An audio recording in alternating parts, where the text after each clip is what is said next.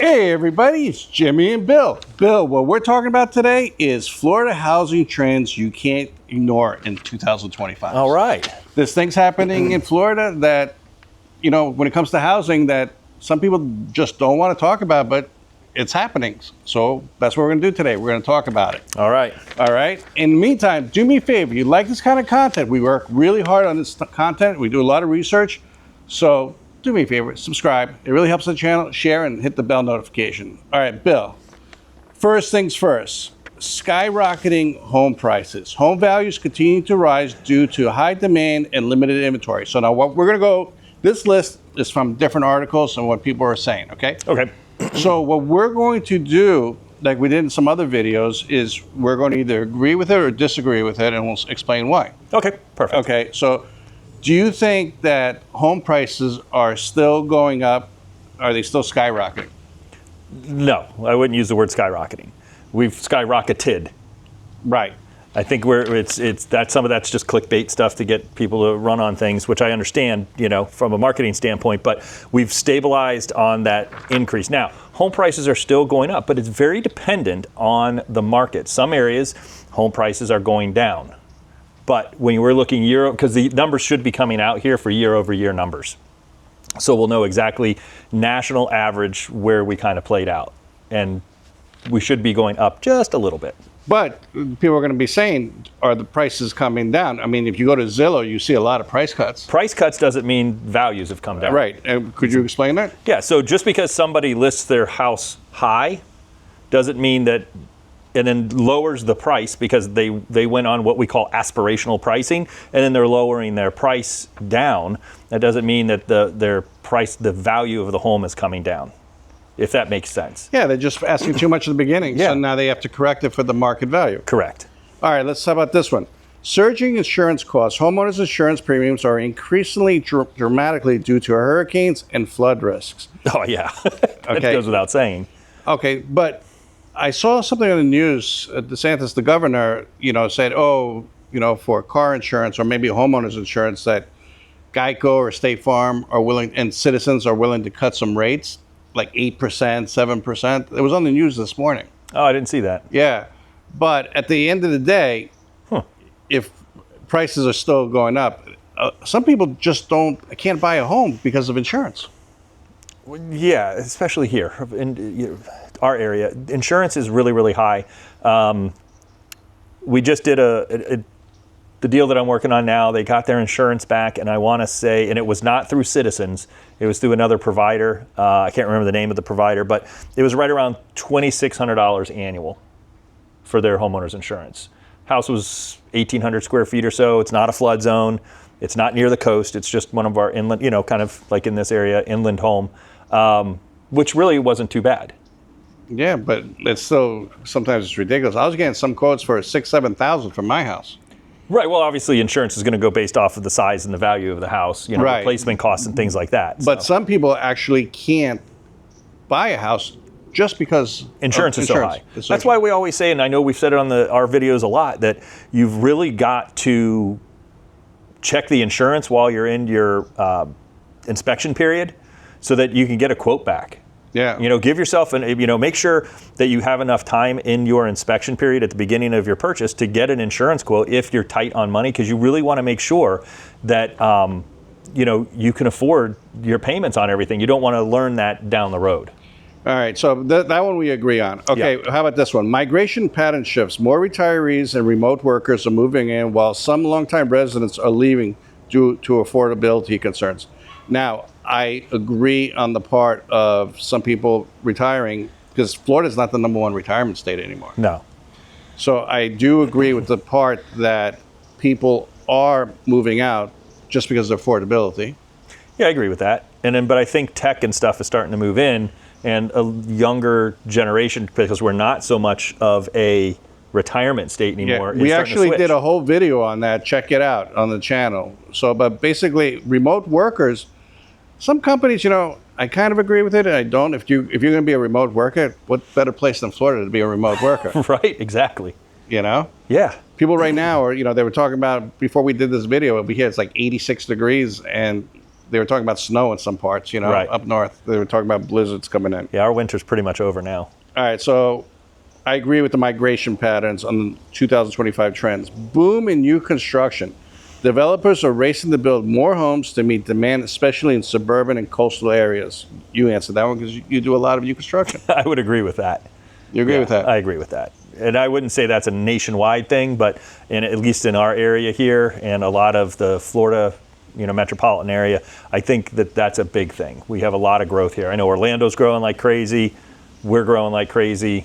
There's just new construction. So everywhere. obviously, builders aren't going to get caught with their pants down like they did in 2006, 2007, and 2008. They did their research this time. Yeah, and the economy's more stable despite, I know some of the news things have said, and but they're being more cautious about things. Yeah, They're definitely not They're building overextending smaller themselves. houses. Well, yeah, because that's what we need right now. Yeah, We don't need, monster 4,000, 5,000, 6,000 square foot houses. We need affordable homes. High interest rates impact sales. Rising mortgage rates are slowing down sales, making homes less affordable for many buyers. That's the trend for 2025, and I agree with that. Yeah, I agree with that. They didn't do any price cuts. No, the Fed didn't cut the rates. I don't remember what the predictions were, but I think we talked about it. I didn't expect a rate cut. I think it was too soon. All right. What about this one? Luxury market is thriving. High-end homes in cities like Miami, Naples, Palm Beach remain high demand despite market fluctuations. I would agree with that. The luxury market, I think it's still there. Mm-hmm.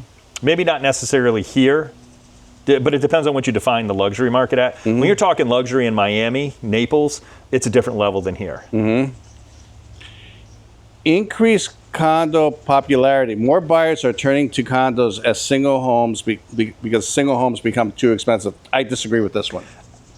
You're saying that more buyers are turning Increased condo popularity. More people are turning to condos because single-family homes are becoming too expensive.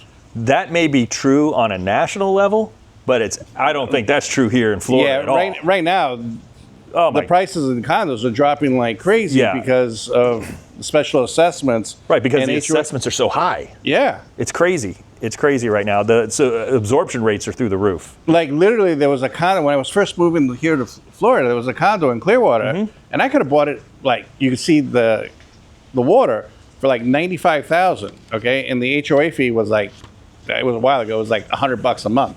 Yeah. Believe it or not, I checked out that building. It's $1,700 a month HOA. Yeah. Yeah, because they're behind on maintenance and a lot of things. So I don't agree with that. At some point, you got to pay the piper when you're living in those buildings, and then now anything 3 stories and above, it's going to have you've got some hurdles there. Okay, trends you can't ignore. Stronger demand for hurricane-proof homes. Buyers are prioritizing properties with impact windows, stronger roofs, and flood resistance designs. Some areas required impact windows. Right. So it's not like they're choosing it. It's code. It's the way codes have changed and switched.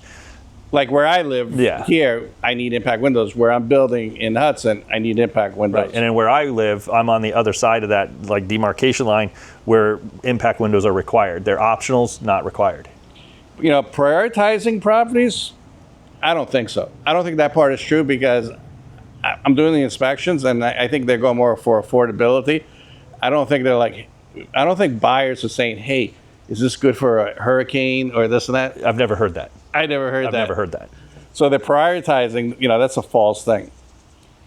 All right, what about this one? Rental prices remain high. With fewer people able to afford homes, rental demand is keeping prices elevated. I would say yes to an extent. So, and again, I think this goes back to anything with trends.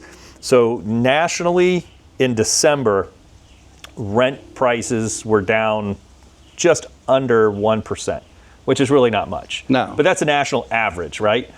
You look at some of the areas like what we have in our area here, coastal, I think rent prices are a little bit higher, but we've also had some devastation here recently, so that's going to make some demand for rentals go up. So that's going to increase prices. So I think you're going to have to take that a little bit by geography. Yeah. Growing interest rates in short-term rentals. Investors are snapping up homes for Airbnb vacation rentals, especially in tourist-heavy areas. True or false? I think it's false because I think a lot of investors are pulling out of disaster areas. Other than this flippers going in there, but Yeah, but that's the what I was- Airbnb. No, I think they're going to flip, not Airbnb them. Yeah, I think they're going to flip them too. Yeah. More cash buyers in the market. Out-of-state investors, wealthy buyers are paying cash and out-competing traditional buyers. So here's the deal with this one, okay? I did a little research on this one, and the average buyer, believe it or not, in Florida has been like in the mid-50s, That would and they're make paying sense. cash. There's Yeah. a lot of cash buyers there. Right, because if the age is in their 50s, they've had a house, they've built equity in that home, and they're either upsizing or downsizing. So I think that trend's going to continue for 2025. And they're pulling the equity out. See, those buyers aren't as affected by interest rates because they're using cash that they've already saved up through the equity in the sale of their home, or they're doing like a 1031 exchange, something along those lines. Affordable crisis for first-time home buyers. Rising home prices and loan restrictions are making it harder for younger buyers to enter the market. I agree with that. I agree with that one. Yeah. There's nothing, it's just easy. Work from home influence. Remote workers are looking for homes with office space, leading to increased demand for larger properties. You're the realtor. Yes, because I do have that request a lot. You do? Yes, they say they either need a third bedroom or an additional space because somebody works at home. Or both of them work at home, so the extra bedroom and then a den. All right, this one over here. Climate change concerns affecting location choices. Some buyers are avoiding flood-prone areas and opting for inland locations. Here's my 2 cents on it. They would love to live on the water, and if they could, they would. But because of the cost of living on the water and insurance costs, including taxes and everything, just the cost of living in those areas, they're moving inland. I think it's not something that they choose to do, it's something they have to do. Yeah, I think that well said. I think it's more of a have to, not a choose. But I did have a couple conversations this week with some new buyers that I got that are absolute. Everybody has been on the trend of, I don't want to be in a flood zone, Bill. Period.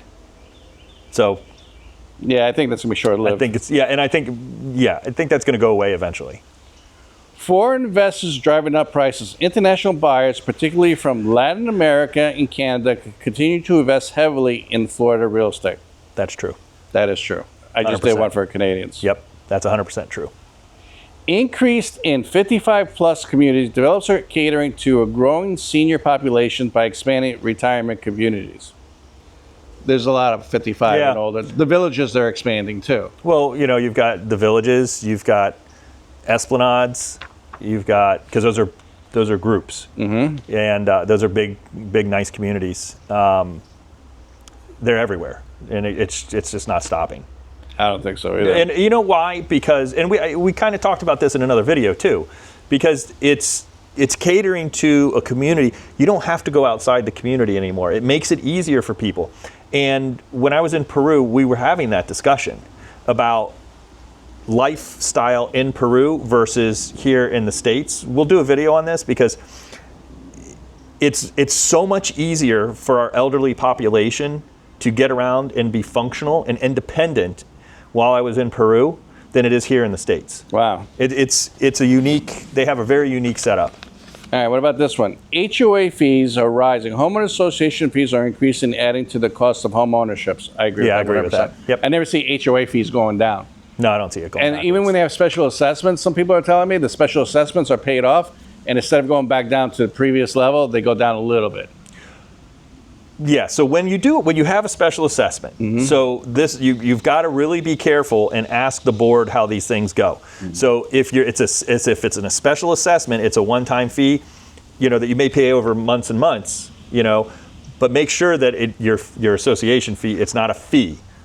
It's not an association due change, that it's it's a long-term assessment. As an example, roof costs went up in a community. The HOA covers the replacement of the roof. It's part of a budgetary item, but because of the additional expenses that were unexpected for building material cost increase, they assessed an extra $125 a month to each residence for 5 years.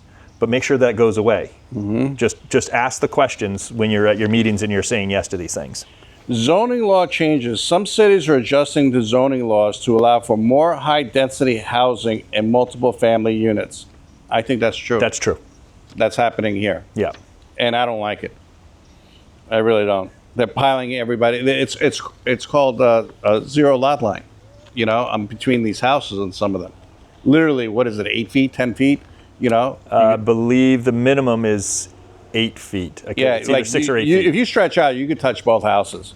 It's ridiculous. Yeah, and then they have what's called a use and a non-use side of your home. Yeah, because one side they're using it for drainage between the houses. So during heavy rain, you know, try walking between the houses and bring mud shoes. I'm telling you, it's When they say use non-use, yes, you're right, because they do have the sloped. But use non-use is the left side of one house is where your backyard is. Yeah. But the wall, a solid wall, is at the other house, so that you're still maintaining some privacy. Is use non-use. So then the other house would have the opposite side. I do a lot of new construction inspections, and Bill does a lot of sales on new constructions. Okay, so we learn these things, you know, just by I was just doing new construction the other day, and literally, you know how they do the upstairs bedrooms, they don't put them right directly from each other on the second floor, Right, yeah, so you can't look see. in. But I was upstairs, and there was somebody else in the bedroom next door, and I just looked at an angle, and like I could see the whole, like, ridiculous. Yeah, they try. It's tough with two-story homes, so you kind of, when you're looking at those houses, you really do have to pay attention to that. Yeah, so really know what you're looking at when you're looking at houses. Tight inventory keeps markets competitive. A shortage of available homes keep bidding wars and competition high. Here's my sense. I don't think this is a true statement. I think it's a true statement when it comes to affordable homes. I've seen some homes get priced really well, and they're off the market within 24 hours. Yeah, that is 100% true. If you price your house right for its location and its amenities, things that you have in the home will sell faster, and that works for some people. You know, we toured a house not too long ago. I mean, this house was immaculate. It was absolutely gorgeous, and it was priced just right, and it was gone. Yeah, I've seen that all the time. Yeah. Well, the houses that I look at are like, wow, that's a nice house, and you got a good price for it. They're like, yeah, we were like the first people. People are moving to smaller cities. Buyers are looking beyond Miami, Tampa, Orlando, favoring more small, affordable cities like Ocala, Lakeland, Port St. Lucie. I think that's true.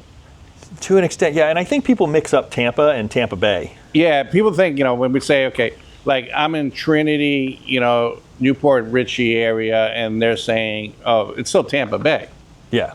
You know, I guess it's just the way people, it's concept. Because, you know, Tampa's like where the airport is, you know, the big hub, everything is there, the port, you know, for the cruise ships and everything like that. But Tampa Bay is 3 counties. It's huge. And you can move into some very rural areas if you want. Tomorrow we're going to go do that inspection at the farm. Yeah. So, you know, and that's 15 acres, and that's 25 minutes away from my house. And that's considered Tampa Bay? And that's still Tampa Bay. Anyways, that's the 2025 market trends of what's going on in Florida. Do me a favor. If you like this kind of content, consider subscribing and watch this video right here. I picked it just for you guys. It would be greatly appreciated. Give it a thumbs up and share, and we'll talk to you in the next one. Thank you and have a great day. See you on the next video. Thanks for watching.